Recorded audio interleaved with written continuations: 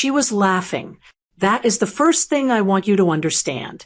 Not crying, not sitting quietly in respect, not looking guilty when the door swung open and I stepped inside. She was laughing. My name is Rose Morgan. I am 67 years old. I live in Brentwood, Tennessee, in a 4-bedroom house my husband Travis and I paid off together 22 years ago. And on the afternoon of March 14th, the same afternoon I had just buried that man, my husband of 41 years, in the cold ground at Riverside Memorial Cemetery, I came home to find my son Calvin and his wife Nancy hosting a March Madness watch party in my living room. There were 9 people in my house. 9 people I had never invited. There were paper plates with chicken wings on my coffee table, on the same coffee table where Travis's family Bible has sat open for the past 3 decades. There was a folding card table set up next to the fireplace. There were beer bottles lined up along my good mahogany sideboard, the one Travis refinished with his own hands the summer Calvin was born. The television was loud, and Nancy was standing in the center of my living room, holding a plastic cup, surrounded by people I did not know, saying something that made them all laugh. I stood in the doorway in my black dress and my black coat, still wearing the corsage the funeral home had pinned on me that morning, still carrying the program from Travis's service, the one with his photograph on the front. And I listened to what she said, and my blood ran cold. But I am going to tell you about that in a moment, because first, I need you to understand what I had just come from. I need you to understand what I buried that morning. Not just a man, not just a husband. I buried 41 years of Tuesday nights watching the news together. I buried a man who drove me to every single one of my chemotherapy appointments 6 years ago and never complained once, not once, and always brought a thermos of sweet tea because he knew the waiting room was cold. I buried a man who cried at our son's Little League games because he was so proud, so impossibly proud of that boy who was now standing in my living room with a beer in his hand, watching basketball, while I walked through my front door alone after burying his father. I want to pause here for just a moment, because before I tell you what Nancy was saying, and I will tell you, I promise you, I will tell you every word, I need you to sit with this for a second. I had been at Riverside Memorial Cemetery since 8:30 that morning. The service started at 10. It was a small service. Travis had been private in his faith, private in his friendships, the way men of his generation sometimes are. There were 31 people there. His sister Edith, who drove up from Chattanooga the night before. His old business partner Raymond Cho. Some folks from our church. His doctor, a woman from the dry cleaner on 5th Avenue, who told me Travis had stopped in every single Monday morning for 20 years and always asked about her grandchildren. 31 people. My son Calvin was not one of them. His wife Nancy was not one of them. They had called me the night before Travis passed, 2 days ago, and Calvin had said, "Mom, the roads are bad and Nancy hasn't been feeling well and we'll come see you this weekend, okay? We'll come this weekend." And I had said okay, because that is what mothers do. We say okay. We cover for our children, even when they're doing something that breaks our hearts, because we cannot bear to believe they have become that person. The roads were fine on the morning of the funeral. I checked. I stood at that graveside with 31 people, and I held Edith's hand, and I watched them lower Travis into the ground. And the whole time, I kept thinking, Calvin will be here. He'll pull into the parking lot any minute. He got a late start. He's coming. He was not coming. He was at home, ordering chicken wings, setting up a card table, texting his friends about the game. I drove home alone. 45 minutes on the highway, still in my black dress, Travis's funeral program on the passenger seat. I pulled into my own driveway, and I saw 3 cars I did not recognize. I walked to my own front door, and I could hear the television before I even touched the handle. I pushed the door open, And the first person I saw was Nancy, standing in the middle of my living room, holding a plastic cup, laughing at something she had just said to two women I had never met in my life. And then I heard what she was saying. She didn't see me yet. She was still talking, telling these women something. Her voice bright and easy, the way people sound when they have no idea they are being heard. I stood in my doorway, and I listened, and what she said, I will carry with me for the rest of my life.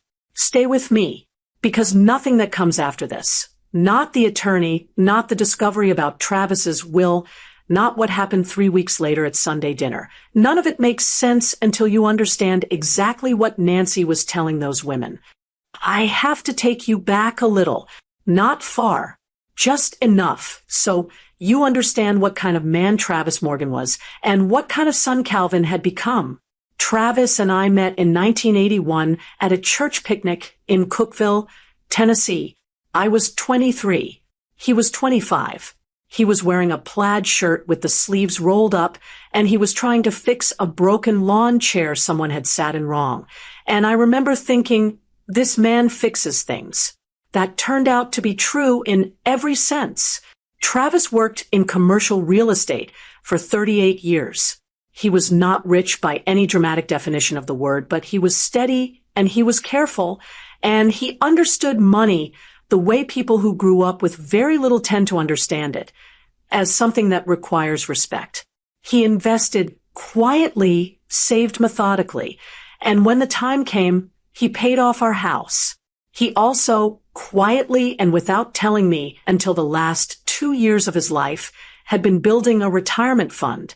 By the time Travis passed from heart failure at 69 years old, that fund had grown to $1.5 million. He left me the house. He left me the fund.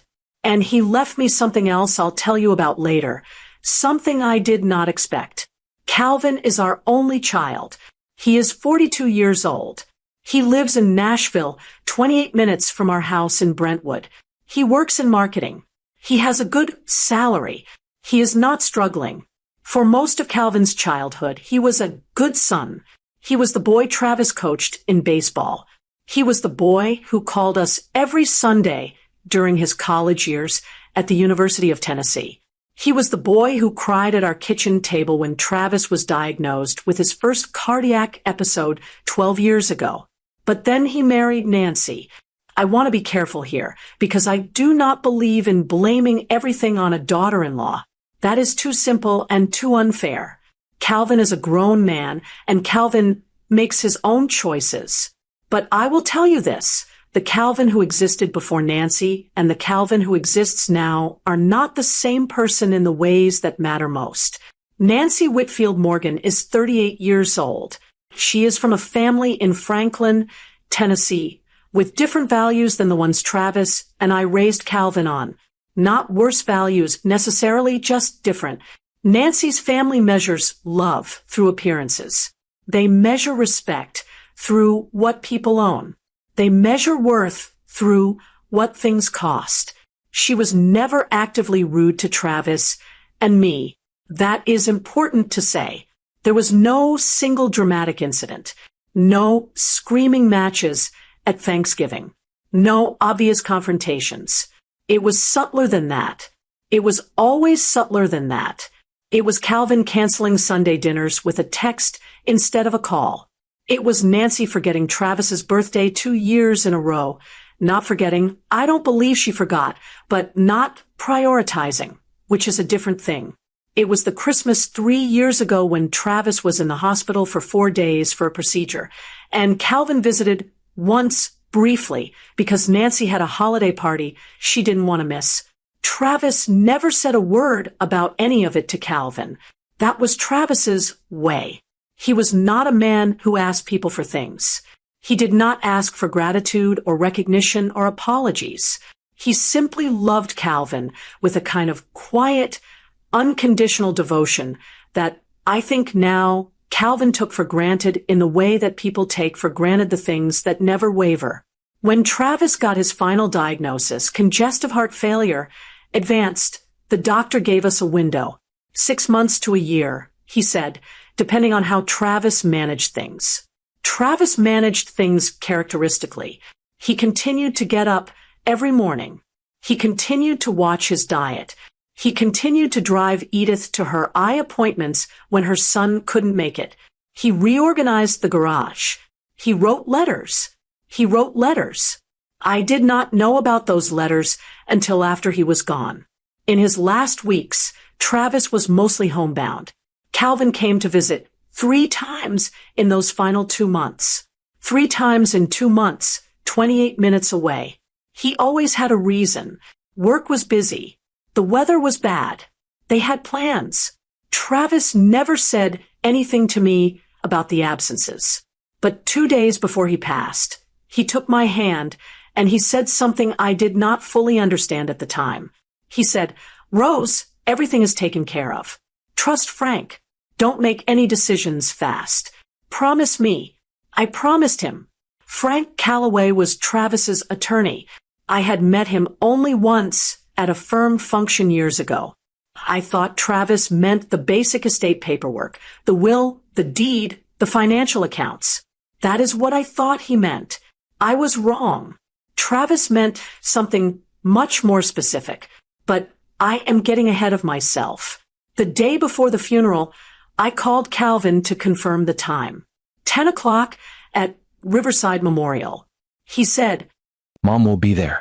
I called Nancy too, because sometimes messages pass better directly. She said, "Of course, Rose. We'll be there. We'll see you in the morning." I believed them. The next morning, I drove to Riverside Memorial alone. I stood at Travis's graveside for 90 minutes, and I watched them lower my husband into the ground, and I kept one eye on the parking lot. They did not come. When the service ended, Edith walked me to my car. She held both of my hands the way she always does. Edith is a small woman with an enormous grip, and she said, "Rose, do you want me to come back with you?" And I said no. I said, I just needed to be home. I needed to walk through the door and be in my own house with Travis's things around me. She let me go. I drove home alone. And now you know who I am. You know who Travis was. You know what that day cost me. So when I tell you what I walked into, when I tell you what Nancy was saying, laughing, in the middle of my living room, I need you to understand that I am not a dramatic woman. I am not someone who exaggerates. I am a 67-year-old woman who just buried her husband of 41 years and drove home alone and heard something that changed everything. Here is what she said. Nancy still hadn't seen me. She was facing away from the door toward the 2 women sitting on my sofa, the one Travis and I picked out together at the furniture store on Gallatin Road the year we refinished the den. She was leaning in a little the way people do when they're sharing something they want to make sure lands. And she said, "Honestly, the old man was holding Calvin back for years. He's gone now, and I told Calvin, this is our chance. Rose is going to need help managing everything. She's 67. She's grieving. She doesn't know what she has. We just have to be patient and do this the right way. And by this time next year, that house and that retirement account are as good as ours." Then she laughed. A light, easy laugh. A confident laugh. The kind of laugh that means you have already decided how the story ends. I stood in my doorway in my funeral clothes, and I did not move. The room was noisy. The television was loud. No one looked up. Calvin was somewhere behind me. I could hear him in the kitchen, talking to someone. Nancy's back was still to me. Those 2 women on my sofa were nodding. I want to tell you what I felt in that moment. I want to tell you, but there are not exactly the right words for it. It was not rage. Not yet. It was something colder and more clarifying than rage. It was the feeling of watching something snap into focus, like when you put on glasses you didn't know you needed, and suddenly everything that was blurry becomes precise and sharp. That house and that retirement account are as good as ours. That retirement account. I had not told Calvin and Nancy about the retirement fund. I had not told anyone. I had only learned the details myself. 3 days prior, when Travis's attorney Frank Calloway had called me while Travis was still in the hospital the morning before he passed, and walked me through the basics in a calm, careful voice. Frank had said, "Rose, Travis has been planning this for a long time. The house is fully in your name, and there is a retirement trust, just over $1.5 million. It goes to you protected in a way I designed specifically so it cannot be contested. We'll talk more after, but I want you to know it's there and it's safe." I had thanked him. I had not thought much about it in the fog of the days that followed. I had been focused only on Travis, on the service, on getting through 1 hour at a time. But Nancy knew about it, or she knew about something, enough to be planning, enough to be describing it to guests in my living room on the afternoon of my husband's funeral. I stepped inside. I let the door close behind me, and the click of the latch finally made Nancy turn around. The transformation on her face was immediate and total. 1 second she was laughing and easy. The next second she was not guilty, exactly, more like recalibrating. Her expression went from open to managed in the time it takes to blink. "Rose," she said. Her voice went warm and soft. "We didn't hear you come in." "I know you didn't," I said. Calvin came out of the kitchen, holding 2 bottles of water. He stopped when he saw me. Something crossed his face. Not guilt either, or not exactly.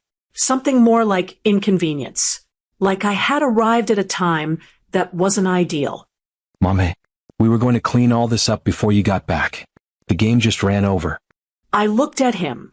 I looked at the paper plates on Travis's coffee table. I looked at the beer bottles lined up on Travis's sideboard. I looked at the 9 people in my living room, 9 people who had not attended my husband's funeral that morning. And I said very quietly, I would like everyone to go home now. There was a pause. One of the men near the television said, "Oh, yeah, of course," and started gathering jackets. The 2 women on the sofa stood up quickly, not making eye contact.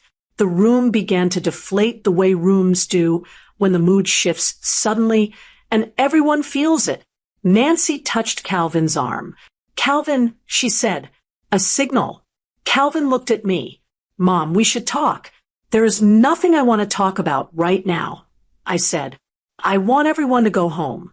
It took about 4 minutes for the room to empty. Bottles were quietly picked up. Someone folded the card table.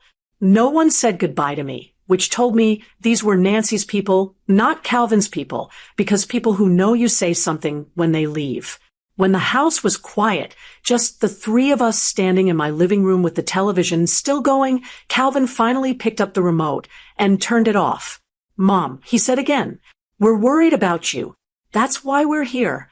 You shouldn't be alone right now." He said it like that was the reason.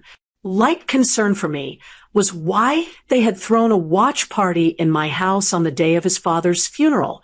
I sat down in Travis's armchair, the brown leather one by the window, the one that still smelled faintly like him. I sat down and I looked at my son. "I want to ask you something," I said. He said, "Okay. What was in your father's retirement account?" The silence that came after that question had a texture to it. Calvin glanced at Nancy. Nancy looked at the floor for exactly 1 second. 1 second is enough if you know what to look for, and then back at me. "Mom, now isn't the time for financial talk." You just got home. You're exhausted. We can sit down together this week. Go through everything together. Figure out the best way to. "How did you know about the retirement account?" I said. She stopped. Travis mentioned it. Years ago. To Calvin. Travis never mentioned specific numbers to anyone. I know this because Travis was meticulous about financial privacy, and because Frank Calloway confirmed it to me later. Travis had never disclosed the fund value to our son. Not once. Nancy was guessing. She knew something existed. She did not know the exact amount. but she had been planning around it since before Travis was in the ground. I sat in Travis's armchair and I looked at my son who had not come to his father's funeral, who had filled my house with strangers while I buried the man who had coached his baseball games and driven through snowstorms to see him play, and wept at his college graduation from pure paternal pride. And I felt something I had not expected to feel. Not sadness. Resolve. I said, "I'm tired. I need to rest. Go home." And they went. I sat alone in Travis's chair for a long time after they left. And then I called Frank Calloway. Frank Calloway picked up on the second ring. It was 5:30 in the evening. Travis had been buried 9 hours ago. I was still in my funeral dress, sitting in Travis's chair with the program from his service in my lap. "Rose," he said, "I'd been expecting your call. Frank Calloway has been an estate attorney in Nashville for 31 years. Travis found him through a colleague back in 2009 when we first started the serious retirement planning, and they had developed one of those quiet, steady working relationships that men of Travis's generation form with the people they trust with important things. Frank knew Travis well. He spoke at the funeral briefly near the end. He talked about Travis's consistency, his integrity, his thoroughness. He had not been exaggerating. I told Frank what I had walked into. I told him what Nancy said. I told him about the party, the beer bottles, the card table by the fireplace. And then I told him exactly what she had said to those women on my sofa, word for word, as close as I could reproduce it. He listened without interrupting. When I finished, there was a pause. "Rose, I want to come in tomorrow morning, 9 o'clock. There are some things Travis asked me to show you, and I think today has made it clear that we should not wait." I was at his office at 8:45. Frank's office is on Church Street, 4th floor, overlooking the old part of downtown Nashville. It is a quiet office, dark wood, books, the kind of place that feels like decisions are made carefully. He sat across from me and opened a folder. The first thing he showed me was the will. Travis had updated it 14 months ago. The house, fully paid off, valued at approximately $410,000, was in my name alone. Had been for 2 years. The update to the will simply reaffirmed this and clarified the chain of ownership. Calvin was not on the deed. Nancy was not on the deed. It was mine, free and clear, with no mechanism by which it could be contested. Then Frank opened a second folder. The retirement trust, he said, is structured differently from a standard IRA or 401k. Most people, when they inherit retirement assets, receive them in a way that can be legally challenged, attached to debt, or leveraged in certain family legal actions. Travis did not want that for me. So 7 years ago, Travis worked with Frank to establish what is called a standalone retirement trust, a legal structure that holds the retirement funds separately from the estate, with specific provisions protecting the beneficiary. I am the sole beneficiary. The trust has been funded over many years. At the time of Travis's passing, the value was $1.5 million. Even if a court granted some other party power of attorney over my personal affairs, which would require me to be declared legally incompetent, the trust is insulated. It is governed by its own terms. Frank is the trustee, meaning he holds legal oversight. The funds cannot be accessed, redirected, or transferred without my consent and Frank's authorization together. It cannot be taken from me. I sat in Frank's quiet office, and I felt something I had not felt in 3 days. Safe. Not happy. Not unburdened, but safe. Travis came to me 7 years ago, and he was very specific. "Frank, my son is a good person, but he is not always strong. And some of the people around him worry me. Build something that Rose can lean on no matter what." And so we did. I thought I understood Travis. I thought 41 years gave me the full picture of who he was. I did not know about this. Then Frank set a sealed white envelope on the desk. Travis's handwriting on the front. Just my name. Rose, he left this for you, Frank said. He asked me to give it to you after the estate discussion. He wanted you to have the full context first. I picked up the envelope. I opened it.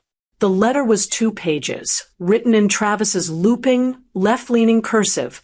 He had beautiful handwriting, always did, unusual for a man of his generation who could just as easily have typed everything. The letter was dated 11 months ago. I am not going to share every word he wrote, because some of it is only mine. But I will share some of it because I think it matters for you to understand what kind of man Travis Morgan was, and why what came next was, in a strange way, a fulfillment of everything he had hoped for me. He wrote, "Rose, if you're reading this, I'm not with you anymore, and I am sorry for that more than I know how to say. I want you to know that these past few years, even the hard ones, especially the hard ones, have been the best years of my life because you were in them." He wrote, "I have watched Calvin change over time, and I want to be fair to him because he is my son and I love him without condition. But I have also watched the way Nancy looks at what we have, and the way Calvin does not always push back on what Nancy wants. I am not angry about this. I just want you to be protected." He wrote, "The house is yours. The money is yours. Frank knows what to do. Trust him.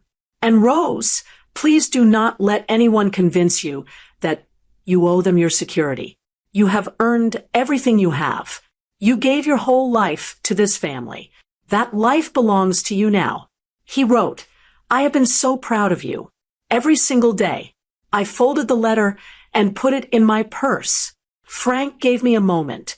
Then, when I was ready, we talked strategy. I told him about Nancy's comment, about them being patient and doing things the right way. I told him about Calvin's question. I told him about the retirement account."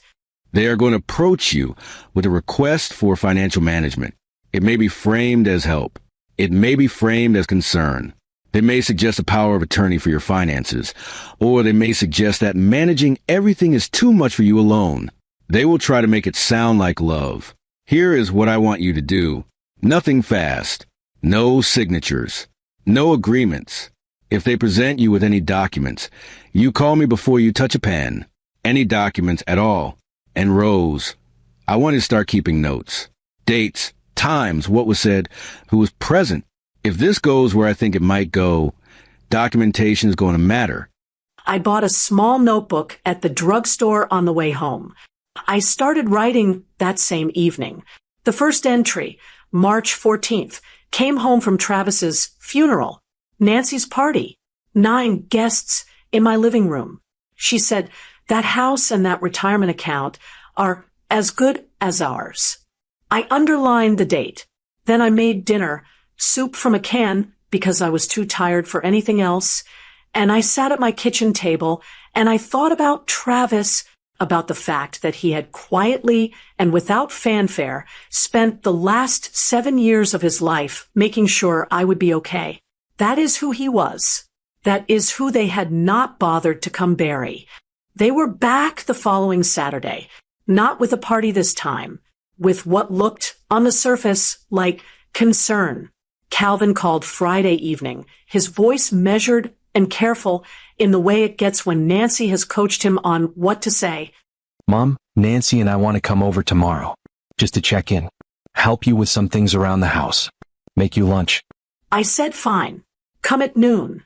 They arrived at 11:40 with a casserole dish and a folder. The casserole was chicken and rice. The folder contained a printed document with the heading Durable Power of Attorney for Financial Matters. I know what that document is. I am 67 years old, and I have been in charge of my own affairs for my entire adult life. And even if I hadn't known exactly what it was, I could read the title. Nancy set it on the kitchen table next to the casserole, dish like it was just another item she had brought along. Casual, natural, like presenting a financial power of attorney to a woman 9 days after her husband's funeral was simply something caring families did. "Mom," Calvin said, sitting down across from me. "We've been thinking a lot about your situation. You're alone now and you have a lot of things to manage, the house, the finances, and we just want to make sure you're not overwhelmed. This is just so that Nancy and I can step in if anything ever gets complicated," he continued. "It's not permanent. It's just a safety net." I looked at the document. I did not touch it. "Tell me something," I said. "When your father was sick, when he had his cardiac episodes, did you ever come to me and suggest I needed a safety net?" Calvin shifted in his chair. "That was different." "How was it different?" "Because Dad was here." "I see," I said. Nancy jumped in. Rose, we're not trying to upset you. We're trying to help. You've never had to manage money alone. Travis always handled the investment side of things. There's no shame in needing support. "There is no shame in not needing it either," I said. We went around like this for 45 minutes. Every time I said I was fine, Nancy reframed my being fine as denial. Every time I asked a direct question, Calvin deflected to vague language about family responsibility and making sure everything is handled properly. The word handled came up 6 times. I counted because I was already taking notes in my head, planning how I would write it up that evening. I did not sign anything. When they left, I called Frank. He said, "They'll be back. They'll escalate. Keep the notebook up to date." He was right.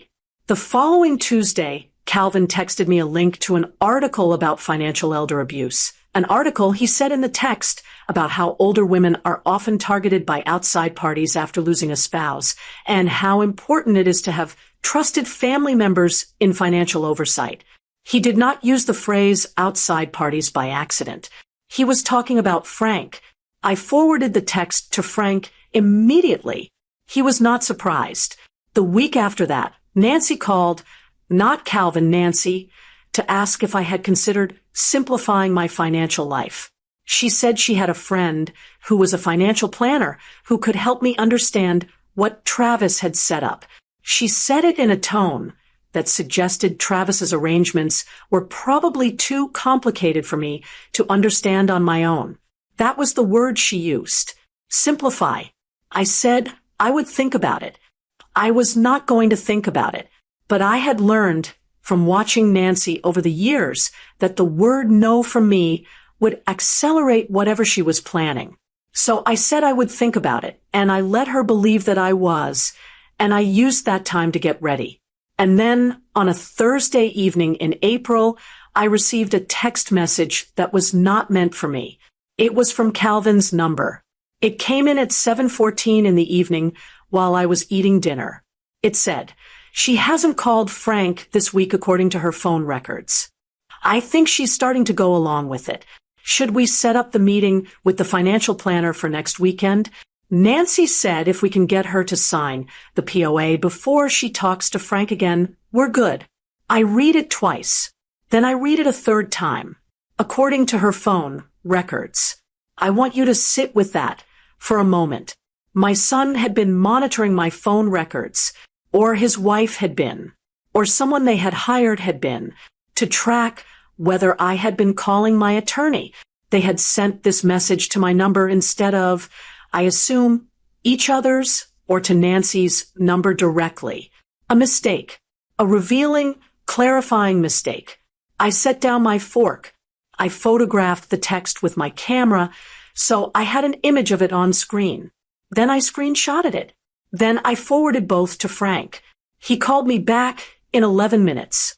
"Rose," he said, "this changes things." I asked him what he meant. "Monitoring your communications to time a legal maneuver is not what families in good faith do," he said.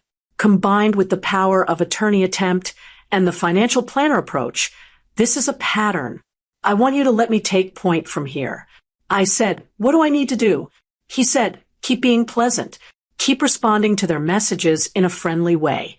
Do not let them know you have this text. And I want you to call Travis's sister Edith." Edith, he said, had called him 2 weeks ago. She had things to tell me. Things about Calvin and Nancy she had been reluctant to bring to me during the immediate grief, but which Frank believed were relevant to what was unfolding. I hung up and I dialed Edith's number. She answered immediately, as though she had been waiting. "Rose," she said, "I am so glad you called. I have been trying to figure out how to say this. And then she took a breath, and she told me what she knew. Edith Morgan is 63 years old. She is Travis's younger sister. She lives in Chattanooga, runs a small catering business, and is one of the sharpest, most grounded people I have ever known. She is also the only member of Travis's immediate family who ever told Calvin directly, to his face, that she thought he was making mistakes in his marriage. He had not spoken to her in 8 months before the funeral. When Edith called Frank, it was because she had overheard something at the repast, the small reception at my church after Travis's service. Edith had been there, of course. Calvin and Nancy had not attended the service, but they had shown up at the church reception about 20 minutes in, by which point the worst of my grief was already visible on my face, and half the congregation had gathered around me.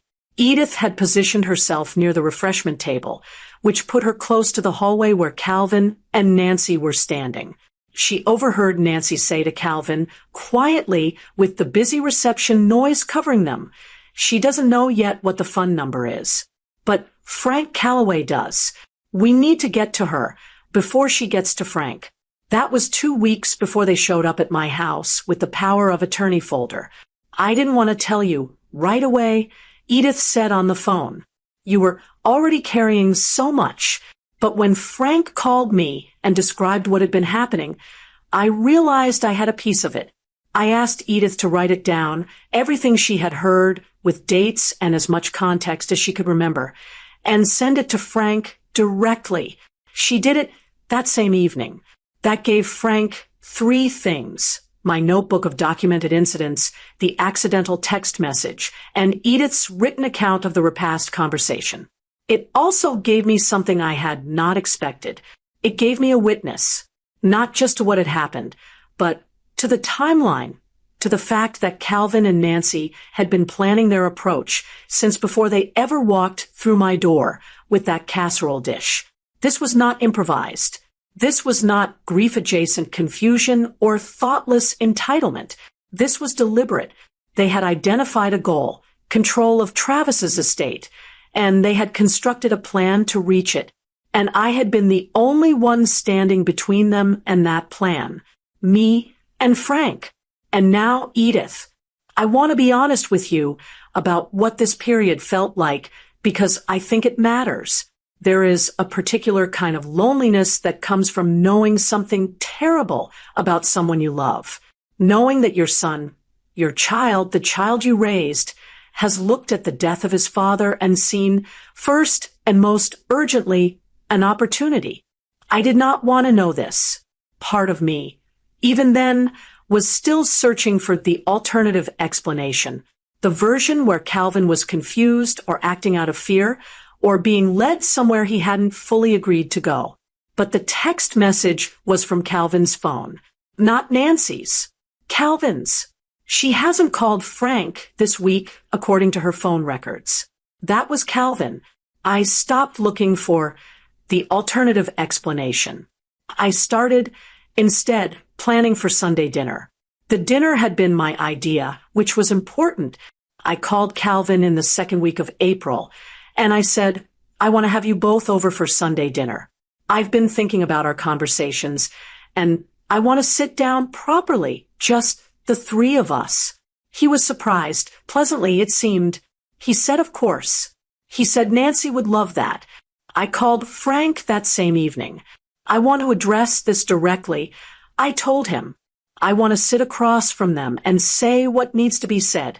Frank asked me if I was sure. I said I had never been more sure of anything. He said he trusted my judgment, and that he would be available by phone if I needed him during or after. He also said that Edith had offered to be nearby, not in the house, but close, in case I wanted someone after. I thanked him. Then I spent 2 weeks preparing. I reviewed my notebook. I reviewed the accidental text. I reviewed Edith's written statement. I went back through my memory of every conversation with Calvin and Nancy over the past 3 months, and I wrote down the specific language, the words they had used: simplify, overwhelmed, safety net, handled manage, because language is evidence of intent when you collect enough of it. I also did something Travis would have approved of. I called our family's longtime accountant, Gerald Briggs at Briggs and Associates on Franklin Road, and I asked him to prepare a clear, simple summary of my financial situation, assets, accounts, the structure of the trust, with Frank's input. Not because I needed it for myself, because I wanted it in front of me at that dinner table in case Calvin or Nancy suggested one more time that I did not understand what I had. I understood exactly what I had. Travis had made sure of that. The Sunday I chose was the third Sunday of April. The tulips in my front yard were out. Travis had planted those 20 years ago, and the late afternoon light came through the dining room window, the way it always did, warm and long, the way Travis always said made the room look like a painting. I cooked his favorite meal, pot roast, mashed potatoes, green beans from the garden, cornbread. I set the table with the good dishes. I put fresh flowers in the center. I made it as close to a normal Sunday dinner at Travis's table as I could make it, because I wanted Calvin to feel it. I wanted him to sit in his father's house, at his father's table, eating his father's food, and I wanted him to feel what he had thrown away. I wanted him to understand that before I said a word. They arrived at 5:30.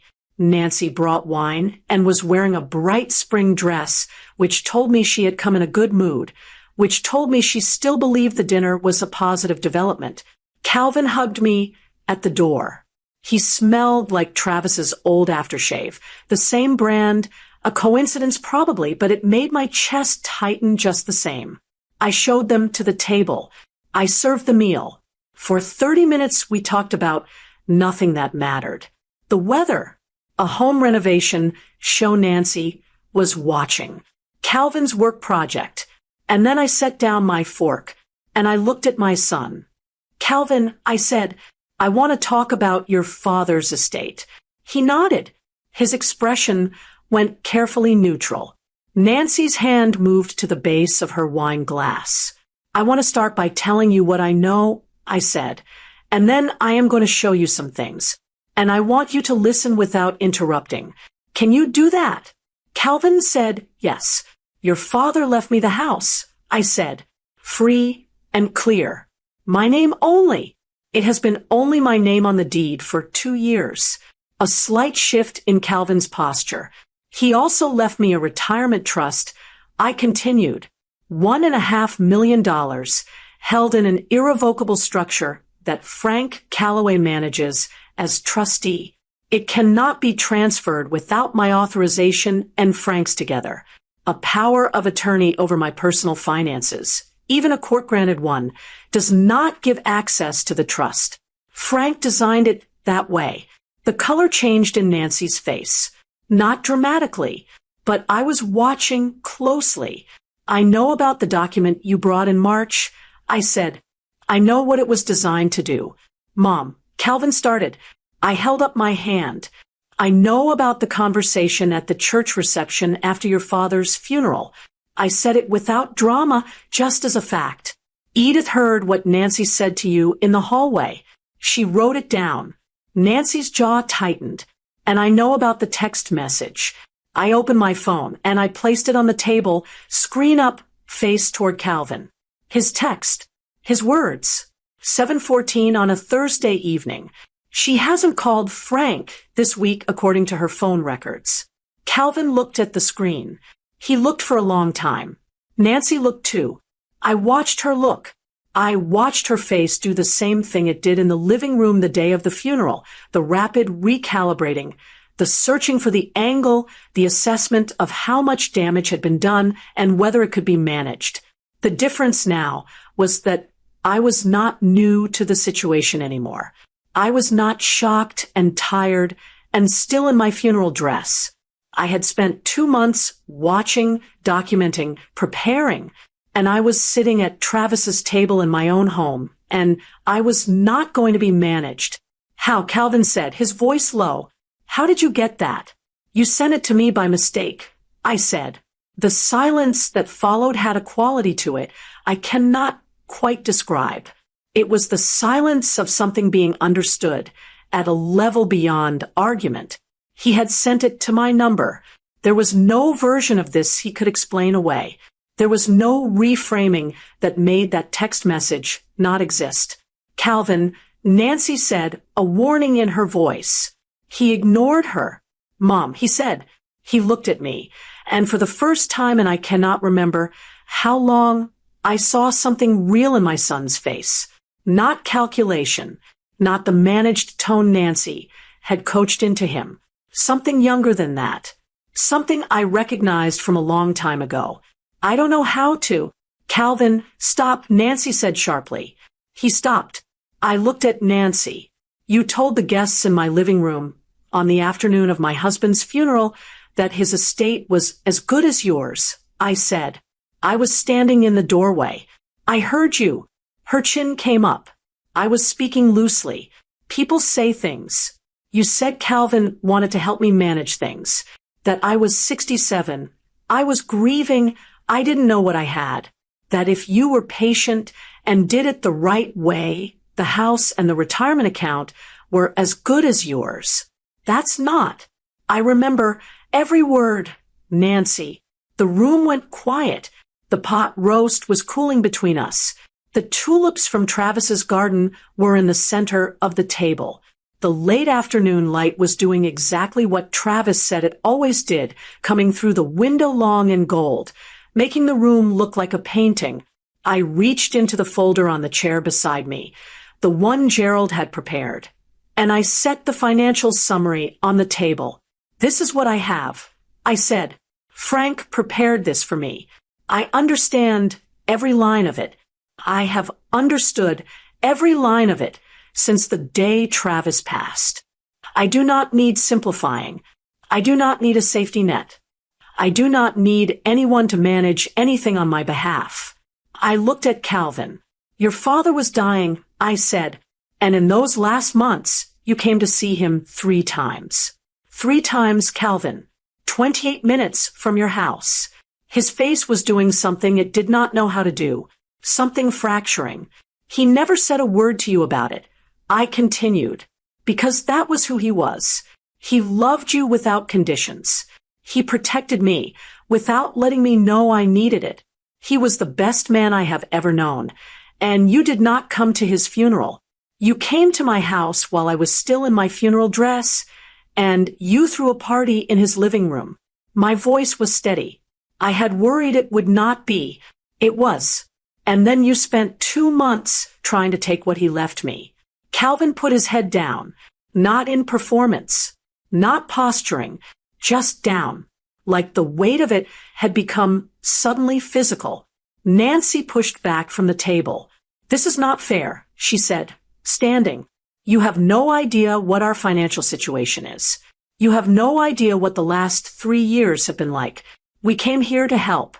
You came here, I said, to help yourselves. How dare? Nancy. Calvin's voice. Flat and final. She stopped. He said it again, quieter. Nancy. And there was something in the way he said it that I recognized, not from the last several years, but from before that, from the Calvin I raised, the one who knew when something had gone too far. He looked at her for a long moment. Then he looked at me. I'm sorry, Mom, he said. Just that. Not I can explain, not you have to understand, not it's more complicated than it looks. Just, I'm sorry, Mom. Nancy made a sound that was not quite a word and walked out of the dining room. A moment later, I heard the front door. Calvin sat at the table with me for another few minutes. He did not eat. He looked at his father's good dishes and his father's flowers and his father's house. And I let him look. There is something I need to tell you, I said. Finally. He looked up. In his letter, I said, your father wrote about you. He said you were a good person. He said he loved you without condition. He said he was proud of you. Calvin's eyes went wet. He was there for every part of your childhood. I said, every game, every graduation, every hard thing. He would have been there for the rest of your life. And you did not come to say goodbye to him. I am not asking you to explain it. I am not asking you to make it right with me right now. But I am telling you that what you did, both of you together, was wrong. And the path back from that, if there is a path back, is going to be a long one. And it starts with you. He nodded. He got up from the table. He paused at the door. The fund, he said. I really didn't know the details. I know, I said, but you knew enough to try to take it. He left. I sat at Travis's table alone in the long gold light. And for the first time since the funeral, I cried. Not from grief, exactly. Not from anger. From release. From the knowledge that I had done what Travis had trusted me to do. I had taken care of myself. In the weeks that followed the Sunday dinner, several things happened that I want to tell you about because endings matter. Because I think sometimes people watch stories like mine and wonder whether the truth actually changes anything. Whether calling things what they are produces real consequences or just satisfying feelings. Let me tell you what happened. Calvin and Nancy separated in May. Calvin moved into an apartment in Germantown.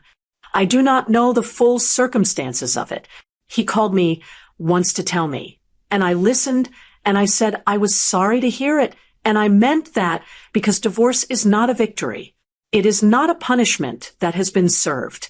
It is two people failing to build what they said they would build, and whatever Nancy did, Calvin made choices too. He and I are in a difficult, early, careful conversation about what our relationship looks like from here. There is no quick path through what happened. Travis always said that real repair takes longer than people want it to, and I think he was right. But Calvin has called me every Sunday for the past 6 weeks. That is something. It is not everything. It is something. As for the power of attorney attempt, Frank filed a formal complaint with the Tennessee Board of Professional Responsibility regarding the financial planner Nancy had been arranging, who turned out to have a prior ethics complaint on file involving a very similar pattern, approaching recently widowed individuals with financial management proposals designed to bypass independent legal counsel. That investigation is ongoing. I am not party to it, but Frank felt the documentation warranted reporting. The house remains mine. The trust remains intact. Frank called me in late May to walk me through a few updates on my end, simple things, confirmations, the administrative wrap-up of Travis's estate. And at the end of the call, he said something I want to share with you. Rose, in 31 years of practice, I have handled several situations where surviving spouses face pressure from family members over inherited assets. I want you to know that the way you handled this, documented, patient, clear-headed, is exactly what Travis designed it to allow you to do. He knew who you were. He built accordingly. I thanked him. Then I sat with that for a while. Edith came up from Chattanooga for a long weekend in June. We went through some of Travis's things together, not getting rid of them, just organizing, understanding what was there. She found a box of old photographs in the top of the hall closet, and we sat on the floor for 2 hours going through them. Travis as a young man, Travis and me on our first vacation at the beach in Florida, 1984, both of us squinting into the sun. Travis at Calvin's Little League games, every single one. He took so many pictures of that boy, Edith said. He loved him very much, I said. And Calvin loves you, Edith said. He's just going to have to learn what that means. I think she's right. I want to tell you one more thing before I close. About 2 months after Travis passed, I was going through the drawer in his nightstand, just ordinary organizing, the kind of slow domestic archaeology of grief that takes months. And I found a small notebook. Travis kept a notebook. I knew he kept a notebook. He always had a small spiral notebook in his breast pocket, one of those old-fashioned habits that I had teased him about for years. But this was different. This was a red hardback notebook, about the size of a paperback book, filled with his handwriting in that looping cursive. I sat on the edge of our bed, and I opened it. It was not a journal, exactly. It was more like notes, observations, things he had been thinking about, dates going back 3 years. Near the middle, I found an entry from 11 months before he died. It said, "Rose is going to be okay. She has always been okay. I think the hardest thing she will face after I am gone is believing that she was enough all along. I hope I have found the right ways to tell her. I hope she finds this eventually and reads it when she needs it." I read it 3 times. Then I closed the notebook and held it in my lap for a long time. Travis never gave me a dramatic goodbye. He did not sit me down for a final important conversation. He just kept living right up until he couldn't, and he took care of things quietly as he always had, and he left me notes in notebooks and letters in attorney's files and a trust structure that protected what he had built, and a house that still smells faintly like his aftershave when I walk through the door at the end of a long day. I am 67 years old. I live alone now in a 4-bedroom house in Brentwood, Tennessee, in the rooms I shared with Travis for 31 years. I still sit in his armchair by the window sometimes. I keep his baseball from Calvin's first Little League game on the shelf by the fireplace, right where Travis put it. And I am okay. I am, as Travis somehow always knew, going to be okay. Now I want to ask you something. If you have made it this far in my story, then you have given me something precious, your time, and I do not take that lightly. So I want to ask you one question in the comments, and I genuinely want to know your answer. Have you ever been underestimated by someone who should have known better? Someone who looked at your grief or your age or your quietness and decided it was weakness? And if this story meant something to you, if you recognized something in it, if it made you feel a little less alone in your own experience, please share it with someone who needs to hear it today. Because Travis always said that the most powerful thing you can do for another person is make them feel seen. He was right about most things. He was right about that too. Rose Morgan, Brentwood, Tennessee,